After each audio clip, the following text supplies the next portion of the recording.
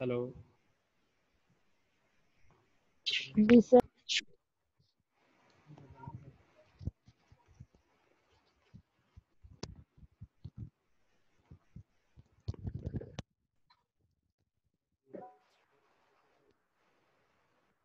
अस्सलामुअलैकुम। हेलो। वालेकुम अस्सलाम। इस साउंड क्लियर? वालेकुम अस्सलाम। Yes, sir. Okay. Should we continue? Yes sir. Okay. I am Dr. Azizullah Langa. Today actually turn was of Dr. Amir Al Jamali, but due to some problem he is not here. So we are going to continue series of CNS. In CNS today we are going to discuss one of the important condition, that is GBS, Guillain-Barré syndrome. So sir this आप is आवाज बहुत कम आ रहा है। आवाज कम आ रहा है?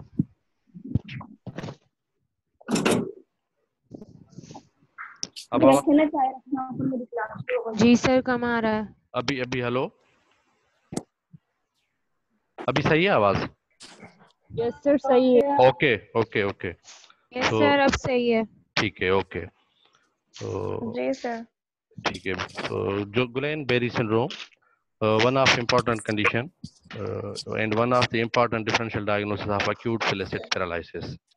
So usually child presents with sudden weakness, sudden history of weakness. One is gradual. The patient present. आपका शोर बहुत आ रहा है आप लोगों का।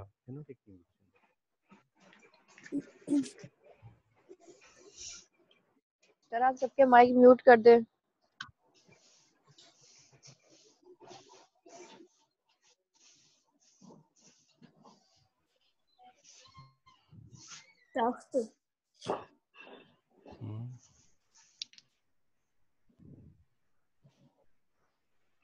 ठीक है, okay.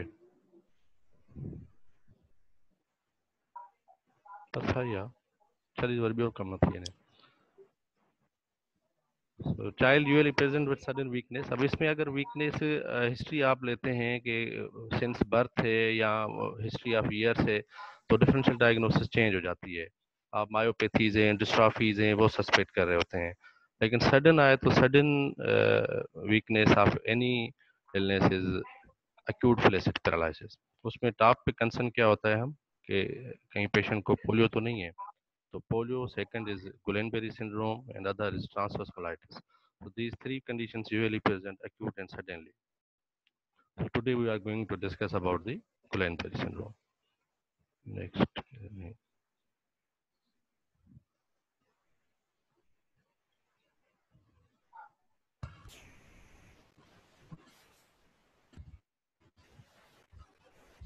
So if we introduce it,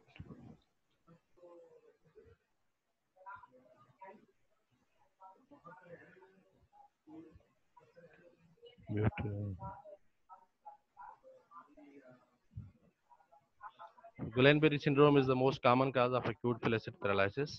So usually patient present with sudden history of weakness or unsteadiness. So there will be no gradual, it will be a sudden history of weakness. And weakness is a hallmark of GBS. So you cannot label Guillain-Barré syndrome without having weakness to the patient. So weakness typically starts in the legs and ascends to the arms. So again, there are conditions where there is weakness in a descending order, just like a botulism and something other. So in this, there will be a ascending order. So weakness starts in the legs and then usually it starts ascending and involves the trunk and upper limbs and then neck muscles. So progression may occur over hours to days to weeks. So presentation is sudden, but it gradually progresses and this progression may take few days to few weeks. So again, it's acquired, not a congenital. Acute inflammatory. So inflammatory, usually it is post-inflammatory, not with inflammation. Suppose patient has gastroenteritis, so there will be history of gastroenteritis few days back, not with the current illness. So patient had settled those symptoms and now he presents with a weakness. So there will be a post-inflammatory, acquired polyneuropathy. with symmetrical flaccid motor weakness. So again, it will be not a asymmetric flaccid motor weakness. Okay, it's symmetric bilaterally flaccid motor weakness and minimal sensory involvement. So if you will check the sensory system or sensation of the patient, they will be intact. So typically associated with CSF protein but no cells. So अगर आप CSF करते हैं तो उसमें आपको protein ज़्यादा मिलेगी without any piliositosis. Cell count उनके almost normal होते हैं या minimal increase होती है. Or we can define as it's a temporary disorder that affects the nerves in the body. GBS can result in muscle weakness, pain, and even temporary paralysis of the facial, chest, and leg muscles. So, as weakness progresses, if it involves the muscles of a respiratory system, then patient will have so many problems and consequences. So, their estimated annual incidence of Guillain-Barré syndrome is approximately 0.4 to 1.7 case per 100,000 population. यो मुझे मैं जब तो sir उम्र जी आई थी Oh my God. Guillain-Barré syndrome is very rare in children, and usually there is male predominance. So 1.5 to 1.0 male to female. So pathogenesis, exact pathogenesis is unclear, but data shows that it is basically an autoimmune process. So usually triggered by some viral infection, bacterial infection. If we name the organisms, so most commonly are Campylobacter jejuni, cytomegalovirus, Epstein-Barr virus और Mycoplasma pneumoniae. Vaccinations भी कुछ हैं अक्सर आपको ये MCQ भी आ रहा होता है तो which vaccinations cause GBS? So usually vaccination after flu, rabies and polio. What happens? You see the nerve sheath having axon covered with a myelin sheath. So most of the time, what happens? There's demyelination. The myelin covering is disrupted. In few cases, axon is also affected. So again, it's an autonomic antigen antibody reaction directed against peripheral nerves following respiratory or GIT infection. बच्चा है उसको loose motions हुए या कोई rough कफ respiratory infection हुआ वो settle हो गया उसके बाद सडन आपके पास प्रेजेंट होगा with sudden history of weakness so usually mycoplasma and viral infections are caused to organisms and after some immunizations.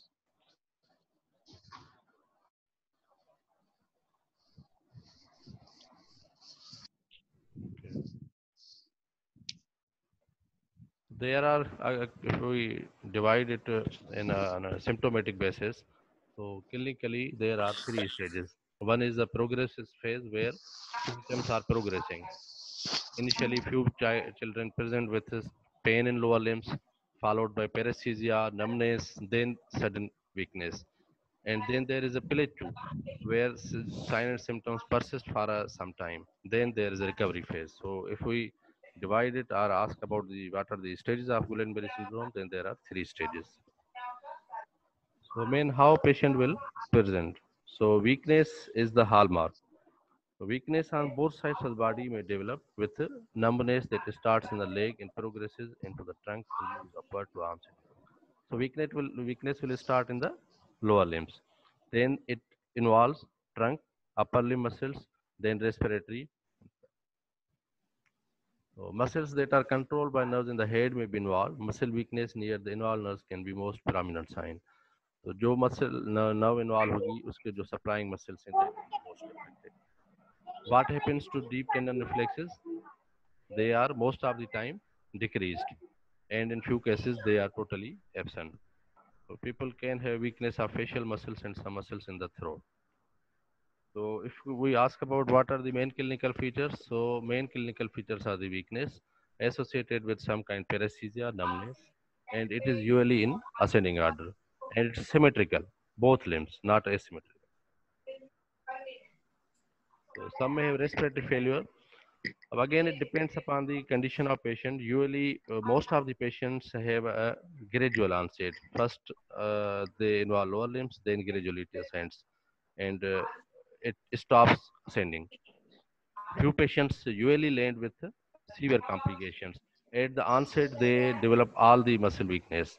So it's again very patient to patient. So if some patient may have respiratory failure due to muscle weakness, these people need to have a breathing tube put in and be placed on a ventilator to help them breathe.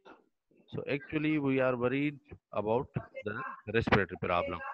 So rest of the muscles will improve with the passage of time. But if suppose patient develops a respiratory failure, then you should have a ventilator and all these facilities. So main concern, main problem with the GBS is the respiratory issue. So if he develops a respiratory issue, what happens? Again, there will be a change in pattern of breathing. Patient will have a tachypnea, shallow breathing. So, and other is autonomic involvement. If the autonomic nerves are also involved, then patient will develop labile hypertension and rapid heartbeat, sweating, facial flushing, so depending upon the involvement of autonomic nervous system. So the severity of the symptoms peaks by the second or third week. ठीक है, so weakness initiates within a hours and it gradually progresses up to few weeks. So peak by the second or third week, then it has a plateau, and then there is recovery. In certain forms of GBS, people have weakness of eye muscles or unsteady gait. These symptoms overlap other syndromes such as botulism, thiamine deficiency, and myasthenia gravis.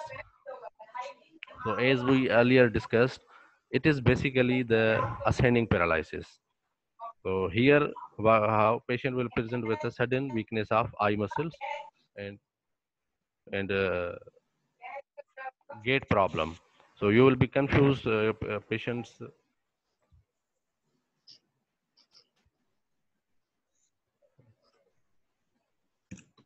So we, sorry. So earlier said, it is ascending, and if here patient present with sudden history of ataxia and unable to fix eyes or see, so you'll be confused what happens now.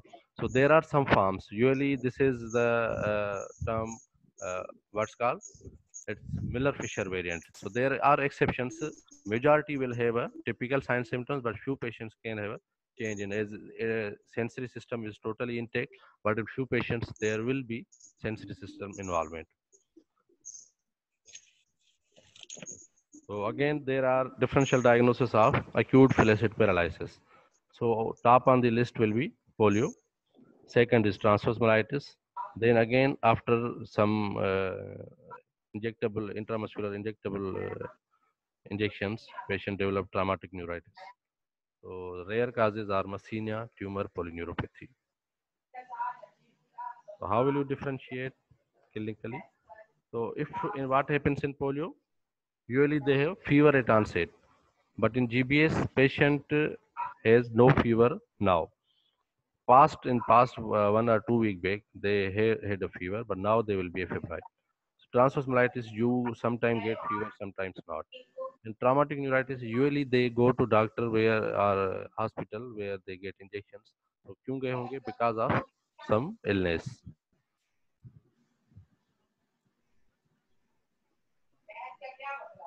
Okay, so meningeal irritation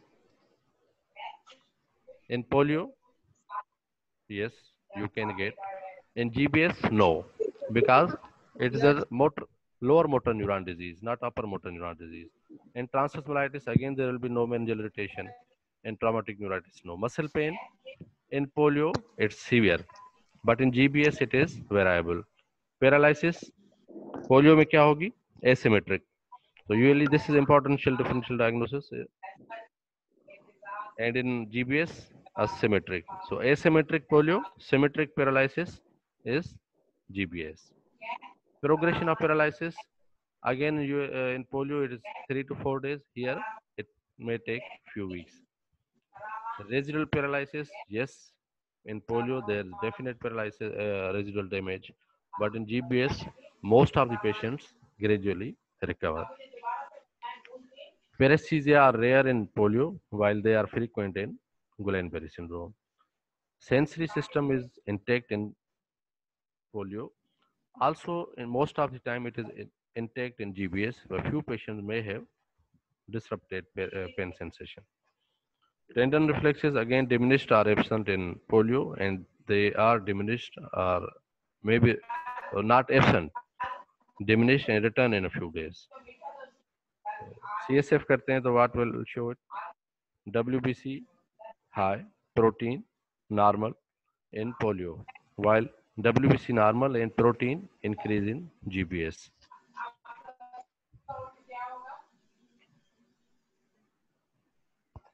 So how will you diagnose? So most of the time it is clinical. There is no distinctive test to confirm diagnosis of Guillain-Barré syndrome. So something will support your diagnosis, but you have to diagnose clinically.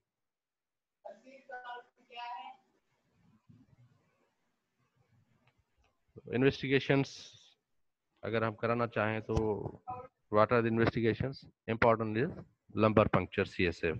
So as discussed earlier, what will show? Increase in protein and normal cell level, glucose level and cell count. Albuminocytologic dissociation कहते हैं इसको. So there will be protein increase and cell count normal. So this will give clue towards the GPS. So MRI is if you are suspecting something else to rule out other causes. Otherwise, usually it is not required. Other is EMG NCS, nerve conduction velocity. So what will it show? There gradually reduces sensory nerve conduction in GPS. So nerve conduction velocities will be decreased.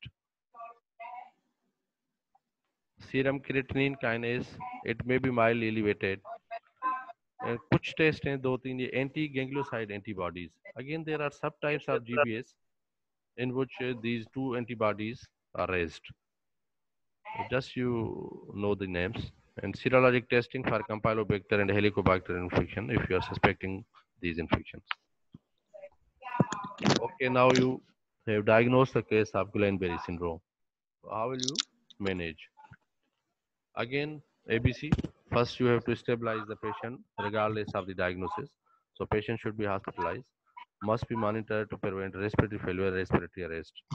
Rapidly progressive ascending paralysis state. So, one is supportive management, and most of the patients need only supportive management. We are worried about what condition? Respiratory failure. So you have to keep an eye on respiratory system. If ascending paralysis have stopped ascending, a patient condition is now not progressing. He had a lower limb weakness and it's not progressing further, and there's no respiratory environment. Just we do supportive management. But if patient's weakness is ascending rapidly, are having maximum disability at the presentation with respiratory issue, then you have to treat with certain drugs.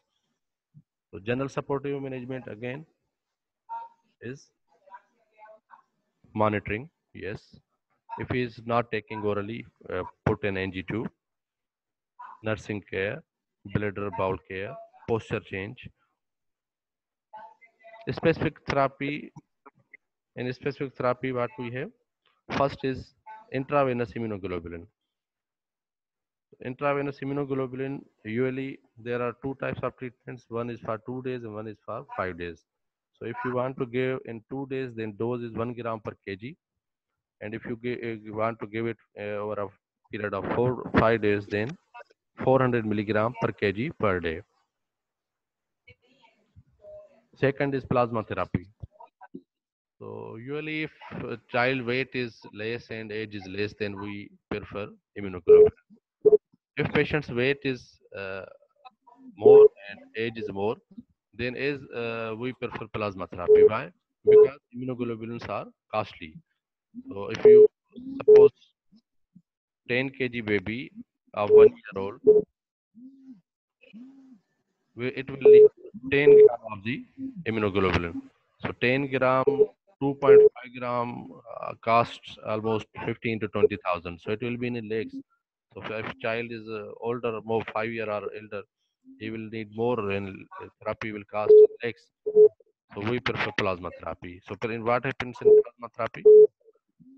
4 to 5 cycles of plasmapheresis are done every day, and usually it is required for 7 to 10 days. So most of the hospitals prefer this therapy.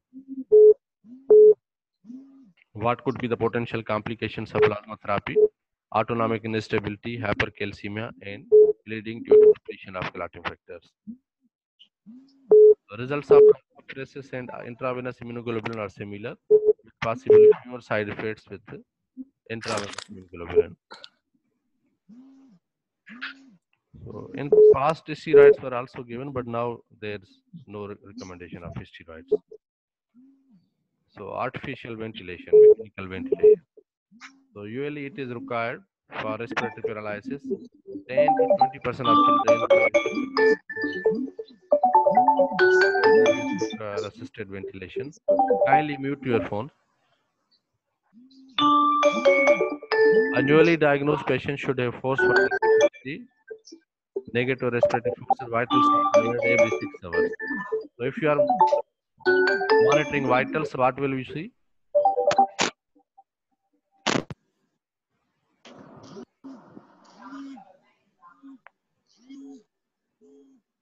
Okay. Indications for ventilation. If we ask what are the indications, then rapidly decreasing vital capacity. If you are monitoring vital capacity and it starts decreasing rapidly, then it is a sign that patient is going to develop respiratory failure. Breathlessness are signs of fatigue. If patient is able to count up to 10, 1, 2, 3, 4, 5, 6, 7, 8, 9, 10 without any difficulty, then it's okay. If there's a difficulty in speaking sentences, it again indicates that patient is going to develop respiratory failure. Deterioration of ABGs. ABGs, what will show? There will be increase in carbon dioxide content. So dysphagia or shoulder weakness. So dysphagia or shoulder weakness is a sign that patient is going to develop respiratory arrest or having cardiovascular instability. So you have to keep an eye on respiratory system. This is the main pathognomic of showing that the patient will develop respiratory failure or not, or patient will need mechanical ventilation or not. Complications of GBS, weakness of respiratory. Again, they are mostly related to respiratory problems. Respiratory failure, pneumonia, septicemia, pulmonary embolus. So, prognosis. Approximately 80% of patients with GBS walk independently at 6 months. Prognosis is a very important thing. So whenever you come across patient of GBS, usually attendants ask, sir, now what will happen to our child? Will he walk or not? How his weakness will improve? So how can you tell? So you can tell that approximately 80% of patients with GBS walk independently at 6 months. So it will take time, but most of the patient will inshallah recover. And about 60% of patients attain full recovery of motor strength by 1 year. So 80% will have improvement within 6 months.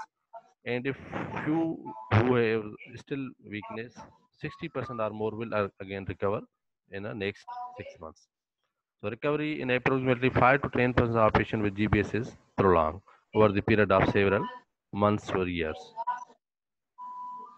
So thank you very much. If you have any question, you can ask. Hello, sir. What is the cause of GBS? Again, it's autoimmune. Secondary to some infection. Suppose patient has respiratory infection with certain organism, usually here in it is mycoplasma. So then antigen antibody complexes affect the myelin sheath of the nerve. So that is. So again with viral gastroenteritis and especially usually after Campylobacter jejuni gastroenteritis and after certain vaccinations. So patient develop antigen antibody complexes. They attack the nerve sheaths. Exact etiologic pathogenesis is unknown, but usually this is due to autoimmune process. Anything else?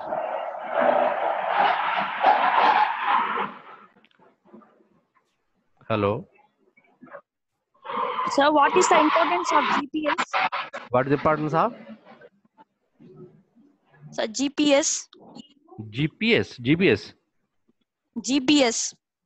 Again, it is one of the important disease. Clinically, whenever you sit in OPD and patient will present with a weakness, so you are concerned in our, especially in our country, The definition of acute flaccid paralysis. So any person, any patient between the age of up to the age of 15 years. If you present with weakness, you have to think of what? Polio. And second is GBS. So GBS is important differential of differential of polio, and these two confuse every time to the doctor. So you must know the signs, symptoms, and clinical manifestations of both diseases. So if you are thinking polio, in ULE again it is a ascending, it's asymmetric. So here what is in GBS? It is symmetric. So patient present with asymmetric, you think of polio, and usually they have fever at the onset, but in this GBS patient will have no fever, and there will be ascending symmetric paralysis. So one of the important low cause of lower motor neuron disease. If you are some are upper motor, but this is lower motor neuron disease. Thank you, sir. Welcome.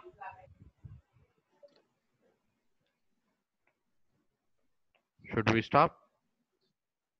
Yes, sir. Thank you. Okay, welcome.